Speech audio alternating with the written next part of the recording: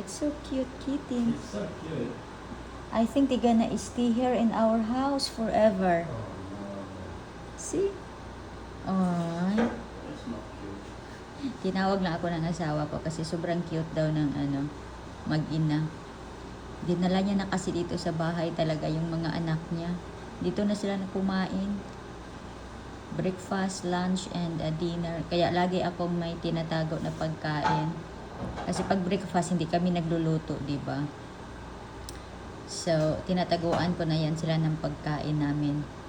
Para pag breakfast, mayroon akong ipapakain sa kanila.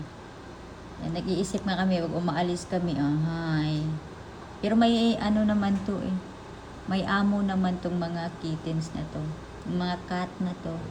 May-ari yan. Lang kasi, lagi namin silang pinapakain dito. Kaya ayun, nag-i-stay sila dito. See, nakita ako ng cat. Nakita ako ng inahin. Oh, hi. Hello, Kati. Kuti-kuti. Ang cute nila. Pero kapag yung makakita ng tao, yung dalawa niyang anak, tumatakbo yan pala yung siga yung mata ng kittens. Kittens, ng nanay ng kittens. Hi. Hello, cat. Ang cute nyo naman dyan.